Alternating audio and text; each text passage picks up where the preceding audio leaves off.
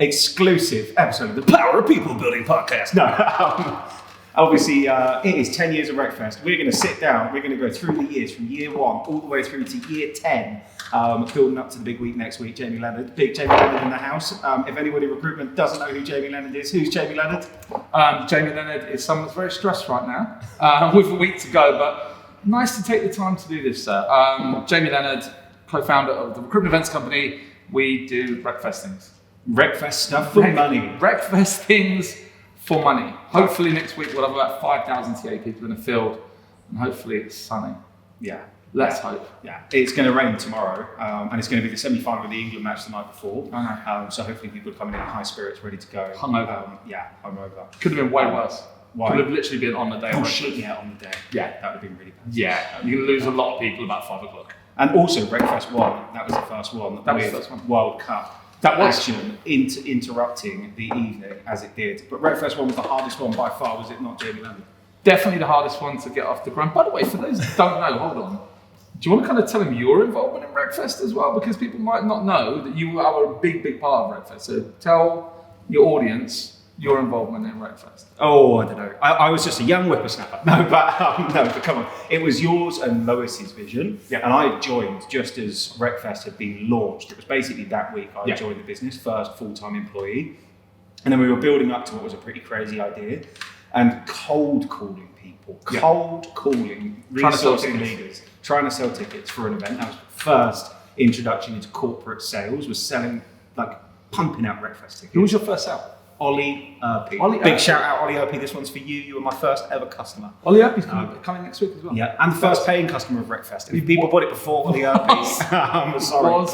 He was one of the only that I hear, if I remember correctly, who actually paid for the tickets. No, original idea for RecFest. Actually, the idea for RecFest kind of morphed over the years and months. So originally it was supposed to be kind of like a CIPD, Harrogate thing, multiple small venues, big kind of take over the town thing, because we'd lost CIPD from Harrogate and it went to Manchester. A lot of people, myself included, thought it lost a lot of that buzz, a lot of that community, a lot of the social side. So that was the original idea. And then when we started actually piecing it together, it was like, well, actually a festival will be more conducive to what we're trying to do. And having been to a lot of festivals, you were sitting there one day and just going, well, rather than musicians, you could have speakers. Rather than the stand selling merch, you could have the vendors with their products. And that's where the original idea stemmed from. And yeah, we begged 100 people to come into a room. Physically begged. Physically begged. I think we offered to pay for their travel a lot of the big ones. If you were like, look, you're from a big global blue chip, here's £100. Here's some pay for your travel. Don't tell your company. We'll give you free food and drink throughout the day. Yes. It's going to be a real festival. But it was that thing of like, the old pitch was basically, when you walk through the gates of a festival, music festival, you can chat to anybody, right? Yeah. They can be 40 years your senior, 40 years your junior, from a different walk of life, and you have a conversation. If you did that to somebody in the queue at Tesco's, they're like, what the hell are you talking about? Why are you talking to me? Bit of a situation. Yeah, stop trying to steal my grapes. Well, obviously it wasn't a festival because it was in a bar down in Brick Lane somewhere. I don't think it was in a bar. It was an empty room, Rich Mix. It was Rich Mix. It was like an art installation sort of thing. There was a lot of photo shoots there, and it was just a big white empty room. And it's all we could afford at the time, to be fair. It was really cheap, so I think it had something to do with a community service. So it was really cheap. We were like, right, let's just snap it up. And this was service to the community as well. This was service to the community. Yeah, we was absolutely trying to serve the community. And also we had to dress the whole thing. Yeah. We had some fun with with that. Fucking nightmare, wasn't it? We were like lugging huge rolls of the cheapest AstroTurf you can imagine. All of us had horrible rashes all the way down our body from like these things. And then taping it down with duct tape definitely wasn't safe for anybody watching. No. But it definitely wasn't safe. All the little lumps, all the little bumps, and then nailing sunflowers to wood. Who was that lady? Natalie, was it Natalie? And by the way, we've got a phone here because this is 10 years of memory. We are. We've made notes. We're prepared. That is a long time. We're very prepared. I can't remember her name. I'm sure it was Natalie. I think it was Natalie. I think it was Natalie. Yeah, but it was. And her husband, who had all of the lumps of wood, and they were nailing plastic sunflowers. That's right. Yeah. For months and months on end. The sunflowers, for some reason, I don't know why at the time, I was obsessed with having sunflowers because for me, that symbolised festivals, which I'm not quite sure why. No. I think it was all around the kind of hippie sort of vibe that the branding was at the time, and that was a real pain in the yellow ass. T-shirts. It was horrible. No one was good into yellow. It turns out. No. It's impossible to look good in yellow. And what we did, But the lanyard was actually sick. I don't know who designed that lanyard. That was like the best one ever. Yeah, With, like, you know, all of the like traditional festival kind of trappings. Yeah. To it. Each like kind of speaker had a special name. Name that speaker. That's the game. I saw a picture of someone earlier, so I've got an advantage. I know at least 3. Okay, so I can pick off the top of my head now. We had our person's the first sponsor, which was Harbour. Yeah. Alex Hens. We had Grant Weinberg. Yeah, DJ Heisenberg. We had Matt Older. Yeah. Matt Jeffrey. You're taking Matt Older and Matt Jeffrey from me. Yeah, go on. Yeah, and Jen Candy. Yeah, Jen Candy. I think that might have been it. Yeah. I think that was the total line. And then someone had a slides. Do you remember someone's slides? I think they That had was like white writing. Did they have white writing? And the projector was so cheap that you couldn't see a single thing because you could the whole thing. We did a splash out on AV in any way, and half the slides you couldn't actually see because the sun was coming through the window.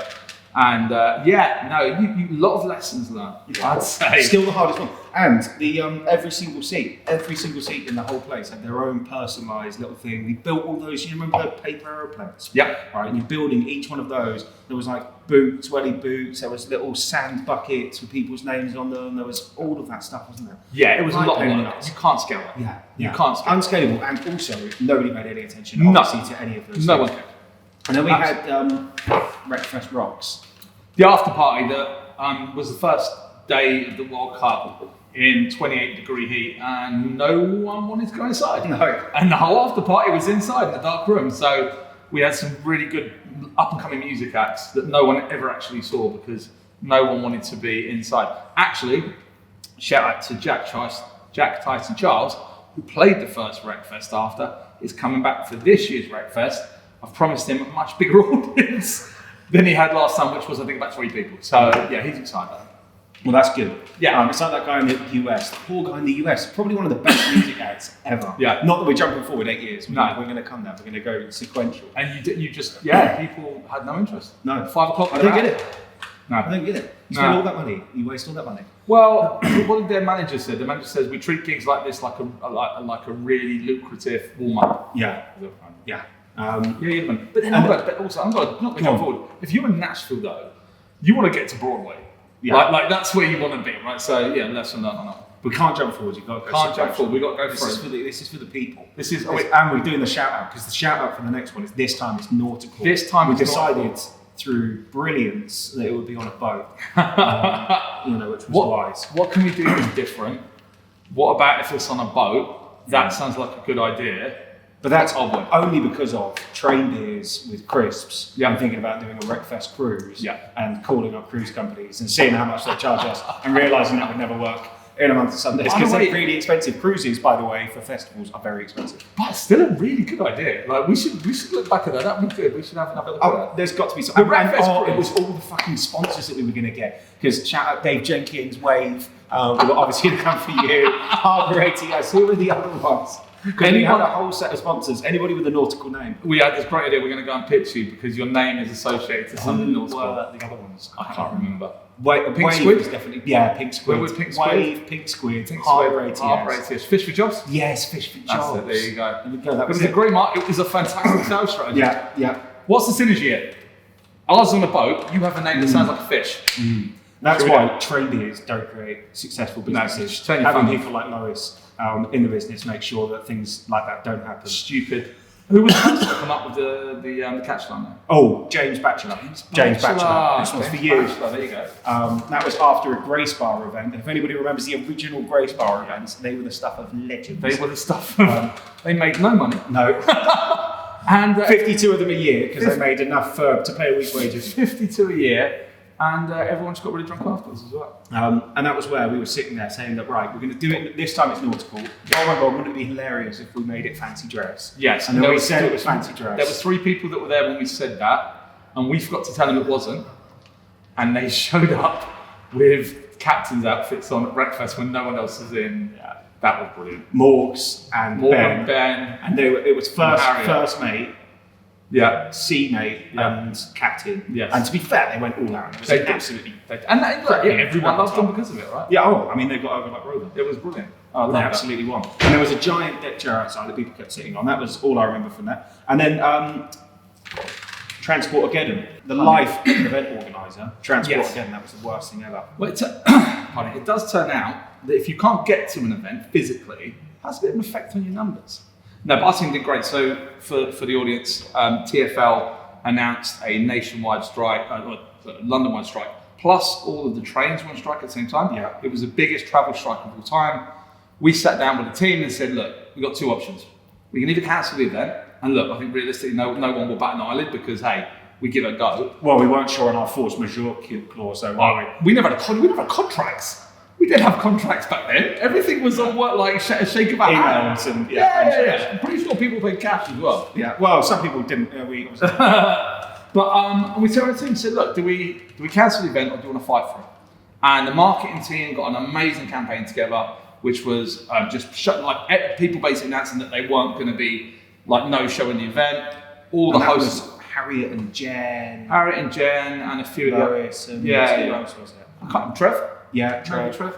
So they come up with that. That was great. And then the rest of us just picked up the phone and called everyone with 200 people. Yeah. And we dropped 5 people. Yeah. We were literally. Oh, I was telling that sales story the next year every single time. 95% attendance for touring transport again, and people want to be at RecFest. No, we ordered tuk-tuks. We got people doing carpool. We got the Clipper. Do you remember the Thames Clipper? Yeah. We had people running from the edges of London. We were creating everyone a bespoke travel plan in. So it's literally like, hey, guess what? You can meet John over here who's getting a taxi at that time. And no, look, we fought for it, and look, thank God we did, because there probably wouldn't have been a RecFest 3 if we hadn't done. The boat was a bad idea because a lot of people felt really sick. Yeah, surprising. I don't know. Because every time a big boat went past, it went. Yeah.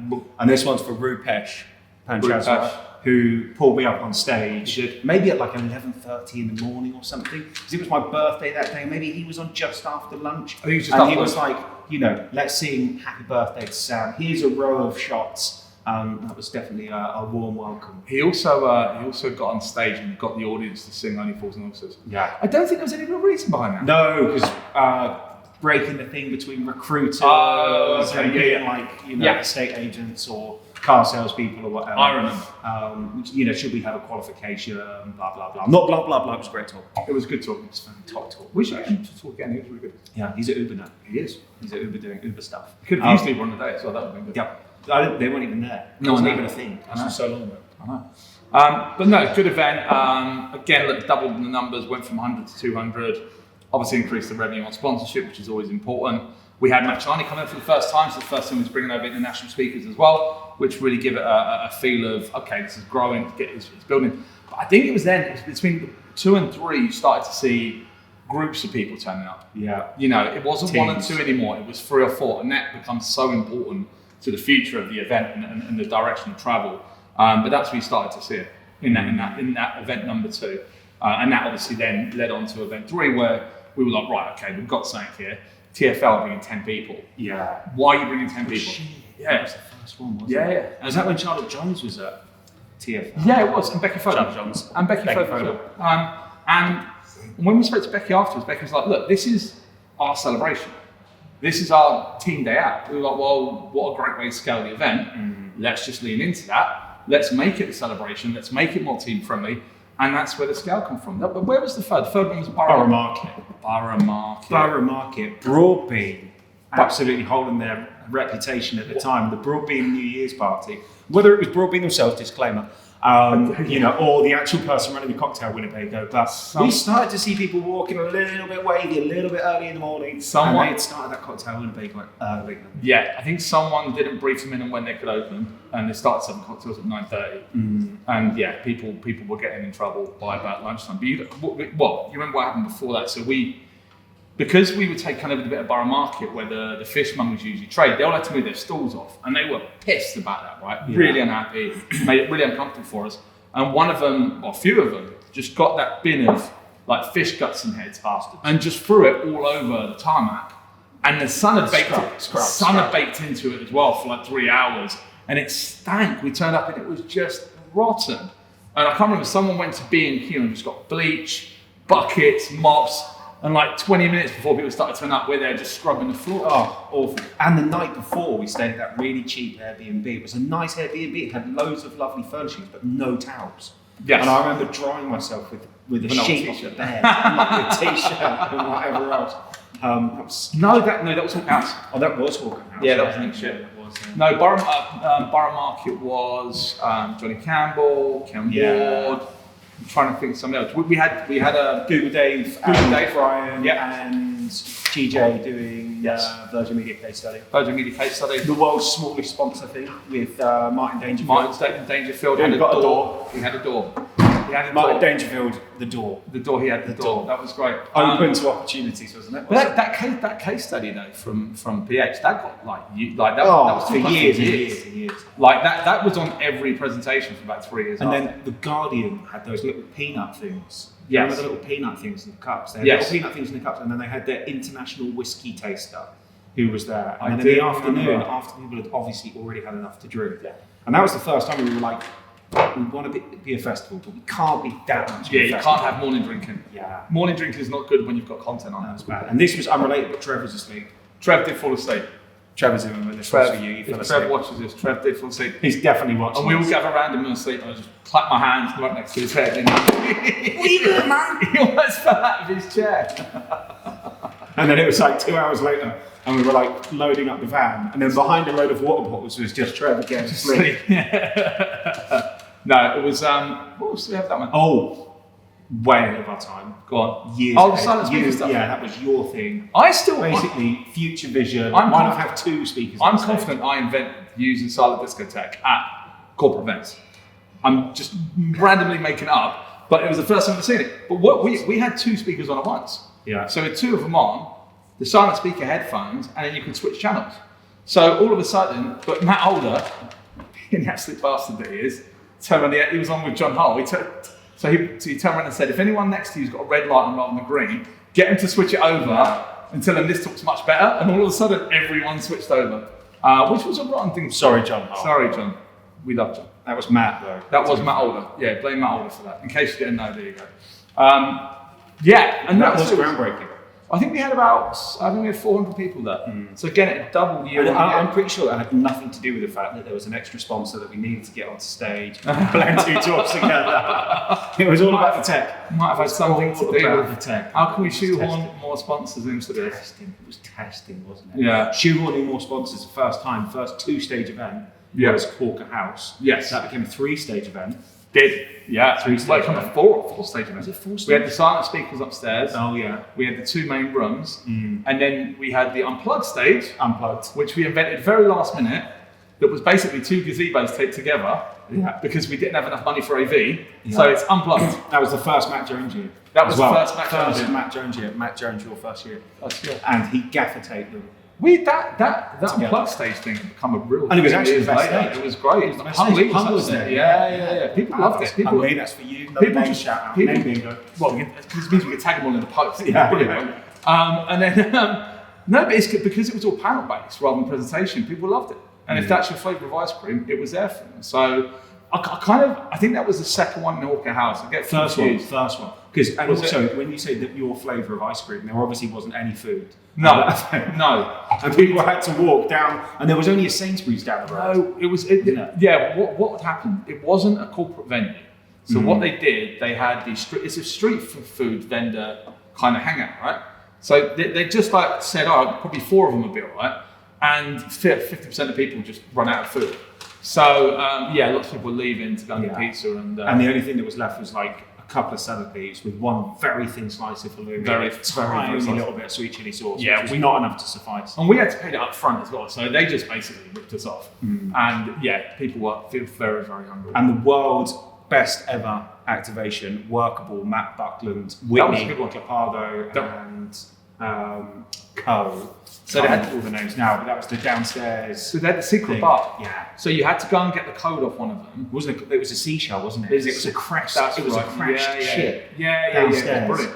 They spent some money on it, man. Like in terms of the actual building, it looked great. Theme Traders. This is not sponsored. That was the company who did it. Yes. That was the company. Our preferred partners now Orange Store, so Orange Store as well.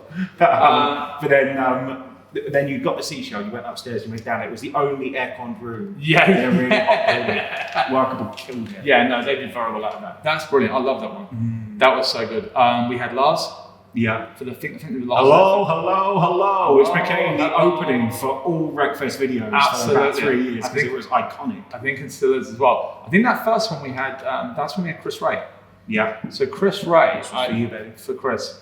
Chris, I think at the time he was doing chatbots and programmatic. Yeah. Which no one was doing at the time. And this is what, 6 years ago? I'm going to say 7 years ago. 2014. In fact, 2017. So about 7 years ago. Yeah. And we'd run into him at one of the smaller events, and we were just like, he needs to talk on stage. But it wasn't from a big company. And trust. And never done any speaking before. And we're like, well, let's give him a headline spot. I remember people saying to me, who is this? Why have you got, what's this person about? And he absolutely killed it. Yeah. And he did the build-up. He did the build-up events as well, which was like a rite of passage for speakers back in the day, wasn't it? You'd do a couple of smaller events, you'd do a couple of roundtable events, like practice your patter. He was great, and I remember watching. Nailed it. I was stage side. There was 1,000 people in the room. There wasn't anywhere. It was the only stage that was live at the time, and I could see him. The adrenaline was building up before he went on. I thought, I think he's going to crash and burn it, but he absolutely killed it. And standing ovation at the end. First time we've ever had someone get that standing ovation. No, it wasn't. Hold on. Jamal. Oh, yeah. So Jamal, when we was at Borough Market. Yeah. And Jamal was a intern? NatWest Nationwide? Nationwide. It was a bank. Yeah, Nationwide. She was an intern then, and she did the presentation about coming from a kind of a bad upbringing and how it changed her life. And yeah, she looked standing ovation. Yeah, and there were a lot of tears actually with that. Do you know what? Just give me a little round of goosebumps. Yeah, goosebumps. Because Because that was actually special though, wasn't it? That was amazing. That was a tearjerker. And I think any time, and look, for any other event organiser, any time we've heard from the job seeker, always gets good reaction. Because we can talk about this till we're blue in the face. But when you actually hear someone say, this is the experience I've been through, it brings it to life. Like sometimes between data and technology, we forget as a human being at the end of the process.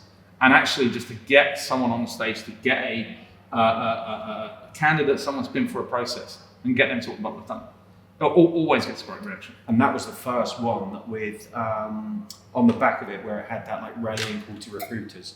You put firefighters on, you're the people that put police on the street, nurses in hospitals, teachers in schools, all of these things, because that is the reality. It is reality. And that does bring it home. TA, we get caught up in a lot of the stuff that is the process and what is the enabler. And we just forget sometimes that actually talent acquisition moves the world.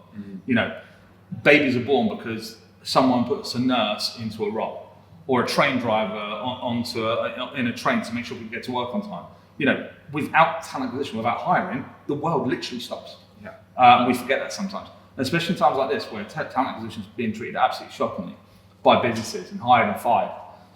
That's kind of what I'm hoping for next week, is that we just remember how important what we do is, and it matters to the world going around, because I think sometimes people forget. So, and before we get too deep, we're not going to get deep. We're going to break it down. Should we do another? Do you remember when that lovely lady, Stacey something, and she was playing basketball outside on a van ramp, broke her ankle, and it was bad. Yeah. It wasn't like a little I broke my ankle. It was like, snap, the ankle is broken. Yeah. But she was playing in heels after a lot of drinking on very, very uneven ground, trying to do a jump shot. What's it called? Slam dunk? Yeah. Slam dunk? Yeah, that was the first major injury we've ever had in an event. Yeah, and we were checking our T's and C's, which we didn't have. And the venue had theirs, and their staff were just unreachable. No. And we're like, well, we've got someone with a broken leg. We tried to call an ambulance. Ambulance were like, well, there's no ambulances for a broken leg. Is there open wounds? No. Yeah. And at that point, you were like, Sam, I'll leave this.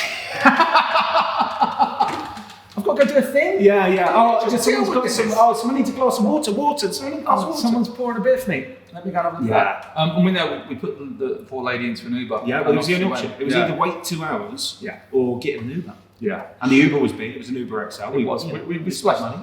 I'm pretty sure we stuck with the bill as well. Yeah. No, we paid. Yeah, we definitely paid. And we checked in. We were nice. We did. And we sent a phone charger as well. We did. And we sent a nice kind of package, had a RecFest t-shirt and stuff. We did that. Yeah. I'm hoping that landed though, because if we're saying this now, we're saying Stacey something. Maybe. We definitely sent a package. Yeah, we definitely did. We did send a package. Pretty sure you did. We checked it. We checked it. And then it was Hawker House 2. Yeah, that was the one that just got absolutely. Bear in mind, Hawker House is a tin box. Yeah. Right, with no aircon in there at all, and it was roasting. And we did buy fans. That did not work. No, we hired them for the day. We hired industrial fans, and they did not work at all. Just put it there in loads of fire.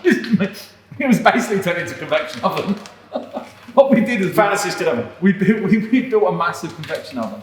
And we had someone pass out. I can't remember. I think it was Kevin. I can't remember. I can't remember his name now from LV. Kevin Hoff. Kevin Hoff, and he passed out. He passed out. Yeah, it was that hot. Wasn't it? Yeah, it was so hot. But I just remember. I think we had about 1,600 people at that event, and just thinking, we at some point we're going to have to do a proper festival. Like, are we big enough now where we're not going to cheap out on this? Yeah. Do we just go and get the field? And with real people doing it as well. Yeah, not us bodging it. Actual professional event With builders, insurance. with insurance and T's and C's. We had stuff like insurance that. for all of our sponsors back then. We had insurance. It was real insurance. Yeah. Yes. But no, and that was the decision. Right, it's time to go and do this properly. Yeah. Yeah, that And was we real. did. That was real. And that was mud shoot. And that was mud shoot. It was the first proper one. And then when you start doing things properly, you realise that you need sheep insurance. Okay, Do you remember the we sheep insurance? literally had sheep insurance in case someone stole a sheep. Yeah. They were worried that someone in talent acquisition was going to steal a sheep. They were rare sheep. Well, they rare sheep. Yeah, they were rare sheep. Rare. I'm so sorry.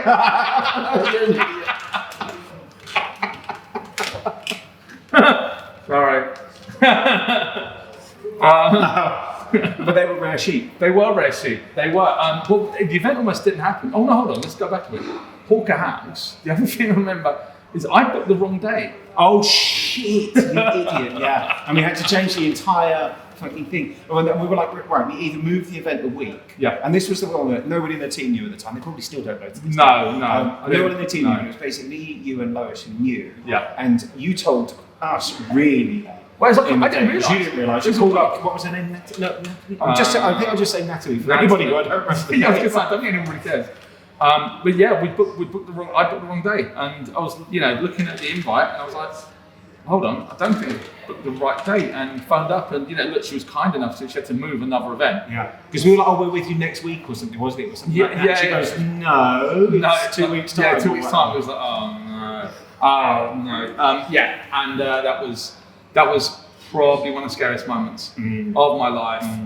People are going to turn up and there's another event on for some other industry. So yeah, that was scary. That was like proper heart palpitation situation. So. And do you know what? We've not looked at the phone now for prompts because I think 5 years is a good working memory. Yeah, we should be able Mud to. shoot, Insurance sheet. So And the other insurance as well, the water butts on the top of the hill. In case they rolled down. Yeah, we needed the water. Well, in case they rolled down and killed everybody. yeah, that event almost never Nobody happened. would die at breakfast. Nobody died. Nobody's ever died at RecFest so far. But that was, we had the day before, 2 days before, we got a phone call saying there's been a terrorist alert.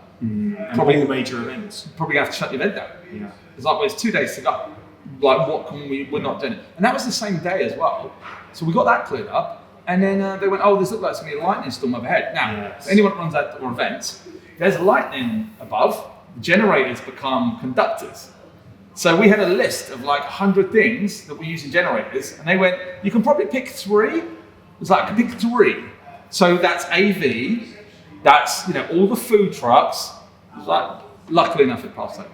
And that was the first one where we were like, this is actual proper vision. RecFest vision has now happened. Well, we're in a field, there's tent, Yeah. there was check-in and Yeah. security. It wasn't friends and family running it, it was like a proper No. events business, company building it. Yeah. There was all of the, We had- people from Glasgow. Yeah, who we were had- building all the tents. There was, we had like people, it wasn't us doing check-in anymore. It was that Yeah. sort of thing. And that's when you sort of, I think for me, on that day when, sat there at 9 o'clock and the field was empty, and I was like, oh no, we've killed, like, I've just killed everyone's career. And I remember walking over that hill and then there was a problem with the check-in devices and there was just a queue and you couldn't see the back. I was like, oh, they're here, they've turned up, this is good. And Andrew Wilkinson, shout out for the most guerrilla tactic of a sponsor ever. I don't Didn't sponsor the event. want to give other people this idea. yeah. Well, no, it's a great idea. not Sorry, a this is thing we happening. wanna do. This is happening. And you had a mariachi band at the never paid me queue, for it. going up and down the queue. I know. With With TMP TMP branding. handouts. Oh, brilliant. Get It was Get brilliant. the bears a penny for it. Brilliant, though, I know. wasn't it? It was brilliant. Oh, it was pretty And good. everybody was stuck in the queue as well. Yeah. So it was like 2 hours of free exposure. We had that, and recently with No. Worse is when everybody came through the doors and none of the stages could start.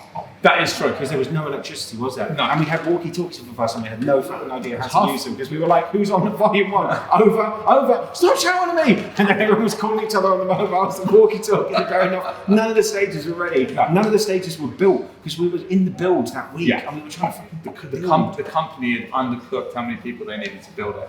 And literally, as people queuing up, they were still putting the tents up. Yeah, and then we had to slowly let people into the backfield. We didn't realise, especially the sponsors of that field, that we were building the stages before people were going on them. That was very scary. And then the last checks, because they obviously did all the proper checks and stuff afterwards. Yeah, that was scary. But I think it was the first time we had, a lot of the American guys coming over as well. They were brilliant. Torrin Ellis is an all-time great talk. On stage, blew it away. Chad and Cheese went over as well. The first big global sponsors, because it was LinkedIn, and Indeed as well. Indeed, Gareth. And it's 3,000 people when you start. That was Euro global event. Well, we're always sitting there going, all right. Well, we think that one of the other events, which I won't mention, gets about 2,500 because they're clients. I can't say they get about 2,500. So if we get to 3,000, we can say we're the biggest event in the world talent acquisition. And that was the moment to go, okay, we've now got the biggest event anywhere in the world for what we do. Yeah. That's something we can nail to the mast. That's a big deal. And it actually looked like a festival. It looked like a festival. And felt like a festival. And I think that's the first time that we really broke LinkedIn as well. Yeah. We really broke LinkedIn. You couldn't scroll through the post the next day. And the best post of the entire thing, you put a whole marketing campaign together, you spent all that time trying to get to the perfect nirvana of an outcome. And the best post was Matt Jones' picture of the grass. Although the picture of Matt that G took when he was facing the wrong way, sitting on the chair. Phenomenal, I love that. And we had a big after party. We did the Masioki, a couple of bands. Yeah. That was good fun. That was really good fun. And that was the one, I think that was Bobby's first fall, maybe Bobby's second fall. But it was definitely, we started to level up as a business. Yeah. And we started to bring in more people. Bigger sponsors. Had, teams of people looking after things. I think we had, that was the first one with Amazon there, bringing 40 people. Yeah. And that's when you start to go, okay, this is going to scale pretty quickly. Yeah. That number 3 was that boulder down the hill. You push the boulder up the hill, and it's a massive slog, and then you go over and you go up, and the boulder runs. Yeah. And now it's trying to keep up the pace. And we thought, that's it. That's a springboard now. We're off to the races. We're a global event. We're going to be a global events company. Hey, RecFest 2020 sounds amazing. Yeah. Sorry. We're going online. Getting that news from Boris Johnson just going, you can't sit in a group of more than 4 people. Now you can't sit in a group of more than any people. What if we just have 1,000 people in groups of 4? How does that work? Maybe? All with sausage rolls. Always sausage rolls. No, that was and that was a big kicker, right? So you do the big event. It gets across the line. Everyone's raving about it. LinkedIn's taken over. Sponsors are just going, we're coming back next year. Delegates saying we're coming back next year. And then Boris Johnson comes on the TV and goes, guess what? Can't go outside, folks. Bit of a problem. Yeah. And that was a long year. Long couple of years. 2020 that was. I think we got back in 2021. So that was 18 months of that. So long. And RecFest online, but that was our biggest ever attendance. I think it was Talent Rising, 7,000 people. 7,000 people we had. Madness. That was great. Absolutely mad. Good for collecting data. And actually great for collecting data for future international endeavours. But and obviously all of the international speakers, and we followed the clock as well, didn't we? We've chased this. Andrea in Australia. People in the US. We followed the sun all the way around. We had people in Africa that were sending videos in. We had a guy from North America that lived in the mountains. Yeah. He was isolating there, and he was taking pictures of himself watching it. It was amazing. It was a great, especially at the time. The industry just felt so dispersed at the time. There was no events. Teams weren't together. We're a people industry. We've always been a people industry. People are very people focused, and that just brought everyone back together again. Whether it was TA Global Gathering or RecFest Online. It just got people back together. TA Global Gathering. It's like a lot of the brands in the graveyard. Talent Waffle, Reconverse. Talent Waffle. If anybody went to Talent Waffle. 4 events we did. 2. That was a bad idea. They're really bad. A really bad name as well. Stupid. Well, no, deliberately stupid. No, the name was stupid because everyone's calling themselves talent something. Yeah. Talent something. Talent something. Talent dog. Talent boo. Yeah. And we just went talent brew, and we just went call it talent waffle. Yeah. Why not? Waffling on. Why? Yeah. And it was in a kitchen. It was in a kitchen. So and then there was Reconverse, obviously. Some start it all. Yeah, that's it. What was it called? Resource leaders lunches. I think it's resource leaders lunches. Yeah, that was the start of the RO100. Called Talent Tech Rising. Talent Tech Rising, we might still do again. Yeah, and cinema. The cinema one was so special. Cinema was in the great. West End. I love. How many times are you going to present your talk in the West End? Seeing our logo in the West End on the big screen was unbelievable. Oh, and do you know what's really fucking annoying with that? We got the free tickets to a West End premiere, and it was Playmobil. They did, yeah. Oh yeah, that's right. Playmobil the movie. And no one wanted to go all of a sudden. No shit, really. That was great. But no, look, you go into the pandemic. Look, for us there was 4 priorities there. Because when you go into the pandemic, you need pillars to kind of hold on to. Number 1, keep the team. Whatever happens, keep the team. Shitty thing to do to make it redundant pandemic. Plus, also, if we get a quick recovery, teams in play. Right, rather than have to go and hire and train. And thank God for furlough for that as well. Well, we furloughed half the team for a month, and that was the only time we did it. Yeah. And after that, the online stuff kicked off so much. So keep the team, convert anything people have already bought with us online. So you bought a stand, let's do a webinar. You bought a speaking gig, let's do something else. Because we didn't want to be holding that money coming out the other side of it. Yeah. Put our arm around the RO100. Senior leadership was really in desperate need of someone looking after them. None of them knew if they were going to have teams or even a job, and then be the first one to market. And that was the biggest thing about Margate. Yeah. Can we be the first? Actually, we were technically in lockdown still when we did that because the Tories pushed it back by a week. If you remember, lockdown was supposed to finish on a Friday and pushed back by a week. So it was technically the event is in lockdown. I don't think anybody cares. And they didn't, and people needed to get out of that stage. They needed to see each other. And I remember that, actually, to be fair, we were talking about the hardest RecFest, because RecFest 1 was hard. But the RecFest 1 was really hard. But the ones in between, the RecFest Online, TA Global Gathering, and Talent Tech Rising Online, which were awesome events. Loved they it. were so fucking tough. And the amount of hours that G put in. Oh my God. Oh my word. Because they were all pre-recorded, all stitching the videos together. And we went whole hog. We didn't need to have. We need to give G a shout. 122 speakers or something. Yeah. They absolutely did not need to do that, but yet we did. Yeah. And G soldiered through the editing. It's just like, okay, we're doing online. We have to do online now. Who knows about online? Give it G. Yeah. And he put every one of those events together. Yeah. And they were great. People loved them as well. Yeah. Absolutely loved them. And it was a social hub train. It gave people something to focus on as well. Yeah, that was the one we did. I don't know if you remember. So we did for the RO100. Remember? Do you remember Remo? Yeah. Remo set, right? I remember Remo. Great little bit of tech. It's kind of like, for those that don't know, Habbo House. Yeah, basically Habbo House, right? So you got different tables.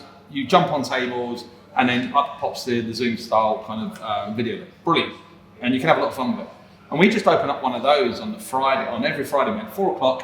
Come and grab a drink. There's no speakers, no agenda, no sponsors, just vent. And that became people's highlight of their week. So they got to come online with other TAs and go, oh man, it is shit out there, right? And how are you communicating with your team? Yeah, what are you saying yeah. about, camera policy? Yeah. What people are saying about working from home after this? All of those things were formulated there. And I remember it was it was John Hole was at Nationwide. So who was still at Nationwide? Who was John at that stage? I think it was John. Yeah. Or maybe Katrina. Yeah. And they were the first brand to say, hey, we're remote now. We're working remote. Yeah. We're keeping this. This is the way that work should be. Yeah. And so much of that happened in those remote rooms. Sitting at those little tables, jumping between them as well. It was amazing. It was absolutely amazing. And look, then it was right, be first to market. So we did the one in Margate. So people say, well, why Margate? Number one, it's close to the house. It's quite nice. That was easy. Number two, it's all outdoors, properly outdoors. Yeah. So you're no chance of. You're abiding by all the COVID regulations, right? Also, as well, it was just far enough from London. People would still sort of take a chance on it, and it was very affordable as well because at the time, money was not many people were also booking bus. No, not many people. No, not during the pandemic. But I just loved it. And look, I always say the same thing to everyone. There could have been no offence to any of the speakers. There could have been a barking dog on stage. No one would have cared because people were there to hug, high five, and it was I was the fist bumps and the elbows. Well, do you remember the guides? Yeah. Oh, come close to me, wristband. Yeah, away from me, wristband. I don't think it's called come close to me, wristband. I don't think that's what we called it. That doesn't sound great. Come close to me, wristband. No, it was like red is like social distance, yellow. And that was great, and actually people really appreciate that as well. I just remember thinking before it, we've got to take people's emotions. That needs to be a top priority today because people are going to be feeling very strange about what they're going through right now. And it was great. That was my first RecFest sponsor side. Yes, with the hacker bar at the top. Yeah, and then we did another one 2 months later, not because of revenue or anything. No, it was because we had a hangover of. Well, it was the inventory. Right? There was part of that, but also because it was still in lockdown. A lot of people had, in terms of their policies, were like, you can't travel still. So we had like 400, 500 people saying, I want to go, but my company won't allow me. And we was like, okay, when's it finished? It was like, well, finishes in September. Great, let's go and do another one. Yeah. And that was, and then we did the second one, in Margate as well. So we made up for lost time on the one from the previous year. 2 in 1 year. And it's the only RecFest as well, by the sea, where people were finishing afterwards. People were going swimming. No, I know. At the end of RecFest. In that water as well. Yeah. Wild. That's dangerous. Wow. And Hired played a MasterCard there as well when they did the bus back to London, because obviously Margate. Did they? Yeah, they did a party bus back to London and that's amazing. Took people there, multiple runs. That was smart. Yeah, that was really good. What else? We had indoors. We had hung on one stages indoors. We had jazz. Bill hosting outside. And we had the walks. Bill loved that one. Yeah. Bill loved that one. Bill loves Margate. He still visits there all the time. Bill Baldwin. It's just, how have we got to RecFest 8? And I know. just mentioned Bill Baldwin. That's ridiculous. Is it 8? Yeah, I think we're at 8. Yeah, that's nuts. Well, no, Bill. Look, bear in mind, Bill's a massive Madness fan. Madness played. And Margate said for Bill to play Dreamland. Look, I love Bill. What I love. Anywhere we can put Bill, where it's like somewhere I've always wanted. He loves it, and I like Nashville. Let's go. So it's Now, how we just mentioned Bill, and that was it's mad. And obviously, Bill then went to Margate multiple times afterwards to Angela's Fish Restaurant or whatever it was. Loved it. A lot of people did. Yeah, afterwards. A lot of people started going to Margate. We were the Margate Tourism Board. We've been the Whitstable Tourism Board for 8 years, bringing people to the very hard sell. Yeah, very hard sell. Very hard sell. It's got the Turner and but we were doing waltzes. It's the first time I've done a discovery waltzer. A discovery waltzer on a waltzer with a client. So anyway, tell me about what you're looking for your take guys. Shut up. Well, you had the hacker bar. Yeah. That was the hacker bar. That was the legendary hacker bar. That was the start. That was mobbed the whole day. Yeah. Although it's stopped now. It has stopped now. We have to, and also I'll tell people this. People keep asking, hacker bar this year? No, all grown up now. No. Very nice. So the tour in Margate was fantastic, and then I think then it was okay. We need to now get back onto terra firma. Let's get back to mud shoot levels. Mud shoot and beyond. Let's get back to that scale we spoke about. The only thing I didn't like about, and this is the reason we moved it, I didn't like about mud shoot was that little footpath between the two fields. Yeah. That made it really difficult because it was a public footpath as well. And you were trying to herd people through. Oh, it's horrible. But it was quite a long walk. Man, that's the other thing. The hidden part of RecFest is the step count in the build. Yeah. In the walk, in the week up to it. 30,000 steps. And you have got to have Vaseline. You have got to have blister plasters, right? You have got to have walking boots. Come out right. Yeah. But walking boots, you've got to have everything, right? Yeah. Because it is actually 30,000 plus steps every day, every single day. Every day. And then on the day itself, maybe 60,000. And mud shoe, walking from place to place. My word. Do you know what I love? I love it when people say to me, "Hey, I'm going to be at RecFest next week. Can I grab you for half an hour for a chat?" Yeah, because I've got nothing else to do. Like I'm free as a bird. No, come on, you've got nothing else to do now. Come on, I'm very busy all day walking around taking compliments from people. That's kind of my role now. Really. Yeah, exactly. We've gone from begging. From begging. To, Oh, we're sold out now. People keep asking. Sold out signs up, baby. Sold out signs up. We're done. It's early. Yeah. But now, multi-award winning international. We are multi-award winning. We've won 2 awards now. Yeah. No, look, it's nice to be recognised by the events industry for doing something, because we have done something. Look, you look outside of TA, there isn't many other actual festivals as a B2B event. So being recognised as one of the first to do that has been great. It was a hell of an experience. Like I said, I don't remember much of it because it was, and the winner is, and next thing on there with an award going, did we win? No, but look, the team are just doing an amazing job. And it's a full team now as well. We were bootstrapped. 28 people. 28 we're up to That's now. absolutely wild. In 3 different countries. That's absolutely wild. I know. Yeah, we were bootstrapping. Well, the company's bootstrapped the whole way, and that's the thing with RecFest. There's never been any investment. It's always just you grow every year and you use the profit to build the next one, and that's how we got it to where profit. First year with profit. Year 5. Yeah. I've heard of profit. I'd like to experience it at some point. People don't realise how actually hard it was. It's horrible. That was yeah. People don't understand. People attending or people who worked, and I always had that little bit when you try not to be like, you don't remember the old days, but definitely it wasn't until 5, was it? Until we were like a real business. I think breaking even. To that point, but then that was the RecFest wave, as we called it. That was like the game-changing, life-changing, and then returned to those sort of numbers and beyond. Yeah. So 3,000 to 5,000, Nebworth Park. Nebworth Park. So shout out to Matt Jones.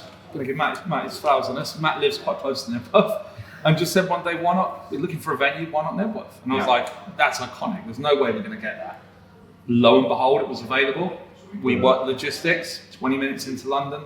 Massive field. In fact, we have 3 fields that we can expand into. Didn't cost an arm and a leg, and they were very courteous with helping us build the event. So, and the only one-person sales team in the world, Matt Jones. Matt Jones is selling out 5,000 tickets to the event. The marketing plays some obviously. Yeah, but Matt doesn't. It's a total solution, but he's the only salesperson. He is. Out salesperson, and I'm sure you've all heard from him. And Matt does. Matt does absolutely amazing. Doesn't get enough credit at all. So I'm giving Matt credit. He does a phenomenal job. So yeah, like going to Nebworth, that's scale, right? That's where you can, and I think it was, and celebrity speakers and stuff. We had a couple of celebrity speakers. Yeah, we have had a few, a couple of celebrity after acts as well. But I think I just think at that point there was such a high demand to come through the pandemic, and this is why I think that why have we sold out? Is it anything to do with our amazing creativity and tickets? It probably is, but I think the bigger part of this is people are working from home now. Right? People are not in the office every day with their teams. So if people get a chance once every 6 months to get together, they use RecFest for that. Why wouldn't you? It's a day with content. You can have your meetings. I think WPP have got their first get together beforehand. So that the scale really has come from, well, we're not together all the time. So let's do it at RecFest. Yeah. And that's been a massive contributor. So as much as the pandemic took a lot away from us, and it did, it also gave to us with that as well. And when you speak to any of the RO100 or people that buy tickets for their teams, that is our day of getting together. And within that, we can go and see vendors and pick products. We can go and see content. We can do it as a collective, though. And that's really where that scale has come. Mm-hmm. And I'm obviously sitting on the vendor side of the market now, but I think that's one of the other things as well, that people always, I think in the UK it's very different to the US, and we should come to the US. Yeah. But like in the UK, when we used to run the speed meeting events, we were like, I don't want to meet with the vendor, I don't want to meet with the vendor. No, you actually need vendors. You are going to have an ATS. You're not going to run it from a piece of paper or a spreadsheet. Yeah. So you need to meet them somewhere. Yeah. You may as well meet them in an environment where everybody is there, and you're going to have a chance to have a conversation and see what people can do, etc. So it's a big part of the ecosystem. So let me ask you, right? So you're on the vendor side now. How many face-to-face meetings have you done this year with clients? Face-to-face, maybe 5, right? We're in July, right? Back in my day, you were doing 5 or 6 weeks because people were in offices. Or you do 5 in a day. Yeah. Before COVID. Yeah. But now it's an event is a place to actually meet your clients face-to-face. It's a rare opportunity, and that's why I think the value. And look, when we was in the pandemic, there was a lot of people. I remember people saying, events will never come back in person. I've always hated the experience. Everything will be online from now on. You cannot replace the chemistry of 2 human beings meeting face to face online. We tried it. We tried everything. The networking side never really worked online. So if anything, the pandemic has shown the value of in-person events, because we've realised what can be taken away from us. And like I say, it's one of the few chances you've got now to meet your clients face to face. It's one of the few chances you've got to meet your team face to face. So the value of events in general, not just RecFest, has drastically gone. Yeah. Best complaints ever. Because we're talking about complaints, we're going to go to complaints. My favourite one. It's too hot. It's too hot. And you read the feedback form, and he goes, "It was too hot outside." It was too hot. I'm sorry, dude. I'm really sorry. There was so much grass everywhere. Like, there wasn't any walkways. Yeah. It's like you're in a field. Yeah, I've got hay fever. Yeah. That's not my fault. Hay fever. That's not my fault you've got hay fever. I mean, there were some genuine complaints as well. Yeah. There's no food. We've had a few of them. The biggest one we always get, and I think it's something we need to consider at some point, is there's too much content. There's too much I want to see, and I can't get to all of it. And that's why you see teams split up. TATV. TATV, that's still around, it's still doing its thing, it's ticking over. Launch a cheeky Netflix streaming service. Yeah, during the pandemic. Whose crazy idea was that? Yeah, and then all of a sudden the pandemic finished, we went right back to it. Yeah. No, I looked for a bit. We did. I think, what was I saying? I can't remember. Oh, complaints. The one we get most often is there's too much content going on. And look, I think that's the biggest one we get. But we've had some. Where's the venue? Where's the venue? What time does it start? What time?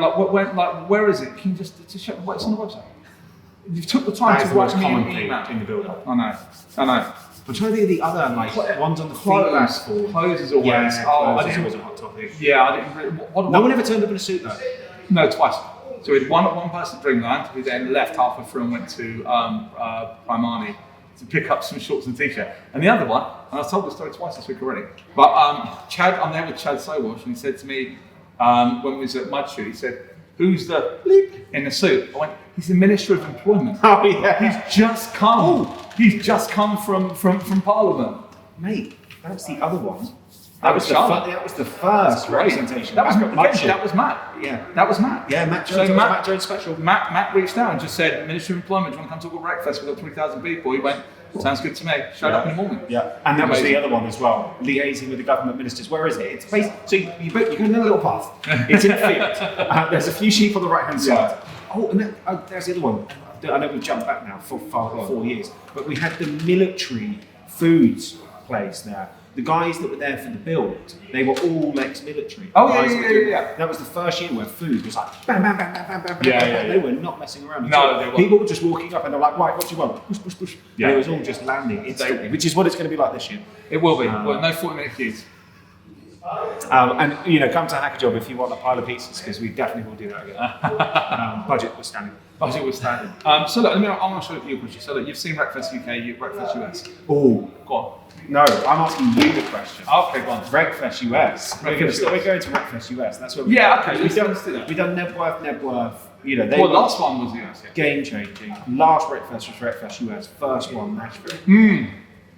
Yeah, so that's been a dream of mine for years. I've always wanted to get into the American market, so that was always the plan. It was supposed to be 2020. Obviously, that didn't happen. It took a little bit of time to recover coming out of the pandemic. As we looked at the market and went, there's nothing like RecFest. And at some point, someone's just going to do it because of the success in the UK. So when we come out of the pandemic, I was like, oh, hold on a sec here. No one's done that yet. Okay, we're starting to build back up again. We're getting the money right after the pandemic. The bank balance is starting to look healthier. Okay, look, now's the time to go over. I think what was smart, or whether it's smart or accidental, I don't know.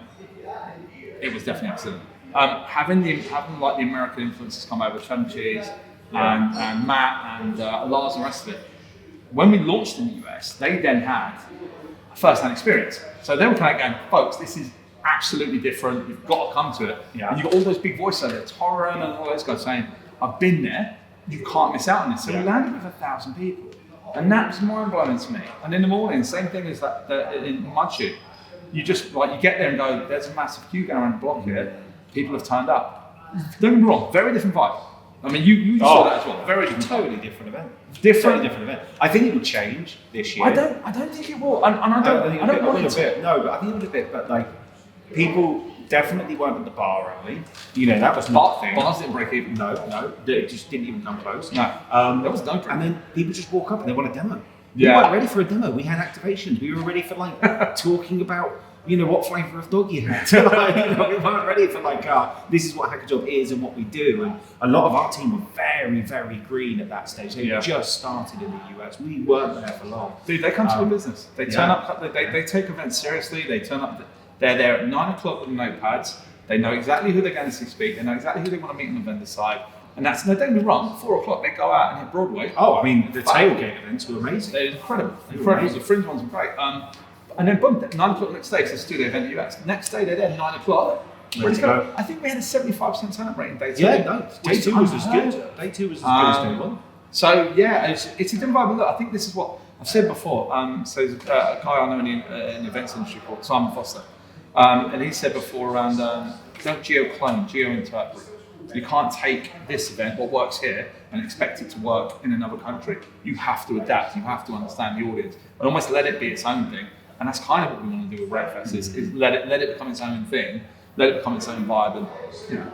Not the first time we did the US though, right? So we always had the dream of doing the US. Gonna get in trouble. We always had the dream of doing the US. Oh, it would be quite exciting. Cool. But the first time, when we did it for the first time, and we always wanted to do it. It was like, we're going to break ground. We took Reconverse. That was the biggest mistake, I think. Yes. Because it was actually getting people to do speed meetings, speed dating. We had some great people supporting us there. Will Tinker, Robin Schooling, Matt was there again. Was there. Matt Charlie, he's got to be the most commented. Maybe so far. We've been to the most, I think. That's right. No. We got Jez Roos on. Jez been to everyone. Every single one. And in the US as well. Yeah. Actually, shout out to Jez Russon. Yeah. Who's been to every RecFest so far. Yeah. He has that honour. And Jen Candy only just missed out, Yeah. I think, on the US. So. Yeah. And it's just me, you, Lois. Me and Lois, yeah. And Jez. I died. You missed one because you died. Because I died. Yeah, for those that don't know, Sam got very, very ill when he worked with us and was out for about a month and a half over RecFest. Yeah, which was really, a month and a half. I really was out of work selfish for a month and a half. It was I was paralysed for ages. It was so selfish. But that's what we were doing. We were doing Texas road trip. You got to give Bobby a shout. trip. You owe Bobby a shout. You owe Bobby a shout on that one. So Why? While you was away, you closed your revenue for you. Yeah, he did. In the lead-up. So shout to Bobby. Oh, also, Megan Stollery called me as I was dying, and she was like, "Oh, how are you? We're building up to breakfast." I was like, "I'm actually dying at the moment." And Hired went from having like a really basic sponsorship to all of a sudden they had a whole stage. First time we had a sponsored stage, it definitely worked. You use your illness. No, I just said I'm dying. I just said I am dying. She was like, "How are you?" I'm dying, which is how I open a lot of calls. It would really help me. A little upgrade on sponsorship. I've got a newborn child, and I'm dying. But this isn't about death. This is not a podcast about This is about Texas road trip. Texas road trip. And we took the sponsors from the UK. We did. We took Dave a few Ralph. of them. Who did we have? And Dave Ralph. Brian. Who else did we have? Oh, we have Roll Point. Roll Point. Roll Point. Shit, that was before they got acquired as well. Yeah. We were so ahead of our time. I wish I took Cheryl. Oh, how many times has that happened? And then Bill Borman was not there. No, he was supposed to be there. Tooth extraction or something. Yeah.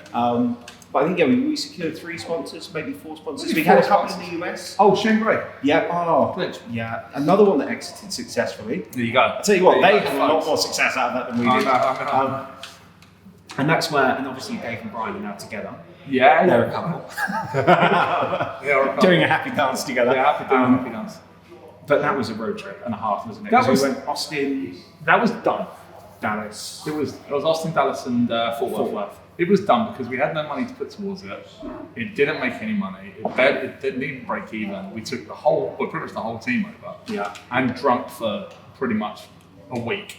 Oh, the place when we were, maybe the first place when we landed, we watched the Super Bowl with a guy called Kevin. Yes. And he was explaining the rules of American football. No idea. Which is still mental, by the way, as a sport. I can't say that. And we were waiting for oh, wait, neither can I. I love American football. But we were like, we were watching it, and he was like, right, now you're going to see all the ad breaks. He was like, all the ad breaks haven't happened. So they kept throwing the ball out, basically, so the ad breaks could happen. So I remember that. But they had these like big margarita glasses, didn't they, in that first place, and unlimited nachos. We was where you could just sick. order the thing. Next day. So Yeah, no, we shouldn't have done that. But look, and none of it was really eventy stuff, was it? not really, no. We didn't like successfully do event stuff. There were some meetings that happened, and a couple of successful exits not connected to that event directly. Yeah, no, it was a bit of a pipe dream, probably bad timing, but yeah, look, last year going over to Nashville, huge success, proud of the team for it. We'll double that event this year with 2,000. I just think there's an appetite over there for different events.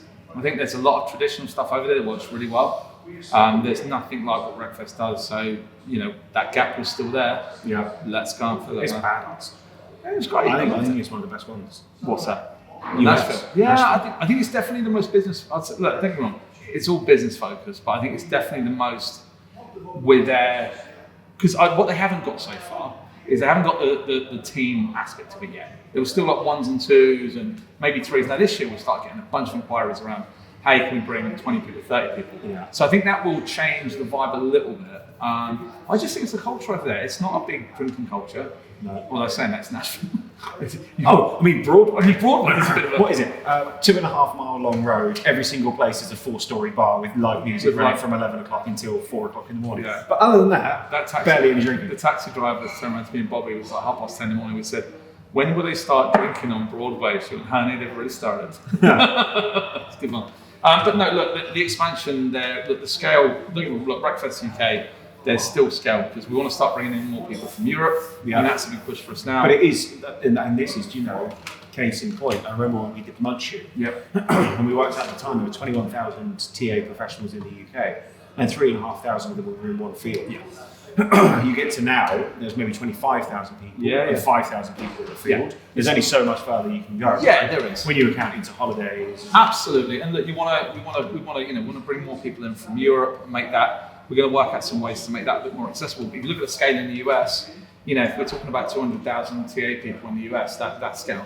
Yeah. Question at the moment is, do we do one? Do we do two? Do we do an east and a west? Because some people still, you want to get from Portland to Nashville, it's a 4-hour flight. It's weird. Like in the UK, you can get anywhere in 3 hours. You can't drive out of Tennessee in 3 hours. Yeah. Right. So the scale is just different. Challenges become different as well. Everything's localized to state, including law, suppliers. It's not like we'll just find someone that puts up tents. There's no one in Tennessee that does tents. So it's a lot. The challenges are a lot more complex. And I think our big question now is just how many we want to do. Maybe 2. We'll say. 5, 10, and then the RecFest cruise. We have to do the RecFest cruise. I will literally sponsor the RecFest cruise. We will literally sponsor the RecFest cruise. Is Fish for Jobs still around? Yeah. Can we get Harbour still around? If Monster and Crew Builder still around, Fish for must be. Yeah. Wow, Monster. No, it's not nautical enough. No. That is the qualifying criteria, which is why it's not wise business. No. You're basing an entire business plan on a punt. Today is the last day before the build. How are you feeling before 10? Build started. Before you go. Oh, before I go. I'm feeling weirdly probably more removed from it than I've ever been, and I think that's purely down to the scale of the team now. I'm not as involved in day-to-day decisions. I always say, look, we have people in the business focus on today, people in the business focus on tomorrow. I focus on the day after tomorrow, right? So great movie. The day after, yeah. Thank you. But that's my focus. So I'm kind of removed from it to a certain extent. I was involved with this RecFest a year ago when we was making the decisions on what it was going to be, blah, blah, blah. Still involved slightly in the content. Indy's doing a great job on that at the moment. So I've really not been involved. So I do feel slightly removed from it, but I'm excited about it. I think our industry now will never needs to be celebrated because of the state of the industry right now. I know that more than 250 people took us up on the out of work lanyards and free tickets, which is great in one hand because shout out to Stephen Riley as well. This one's for you. It's great, love that. It's a great call out. And Pinpoint ATS, and then Hacker Helps. And Hacker Helps as well. Yeah. I think the industry needs to come together. There's more out of work TA people than ever before. Being out of work is quite isolating. So coming to something like this, having access to something like this, where it's now free, and also your travel is now paid for by the stuff Stephen Riley's doing, is a really positive thing. So I think, I'm excited about it.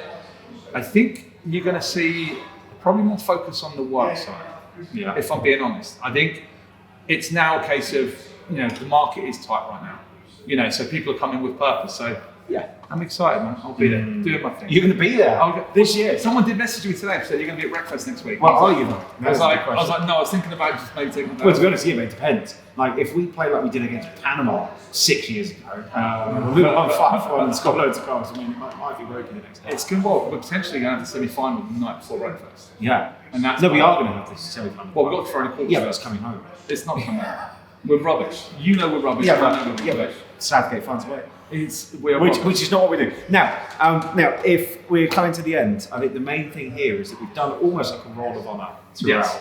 We have shouted a lot of people out. We've shouted a lot of people out, but everybody that we've forgotten of the 5,000 attended each year. If we haven't mentioned anyone, I'm very, very sorry. There's going to be loads. Who's like the OG people? Are there any other people I think you you can't get past Jez Russell and someone that's been to every RecFest. Yeah. Yeah, that's pretty cheap. impressive. Yeah, it's in the cheap. You got it's and he's got the badge.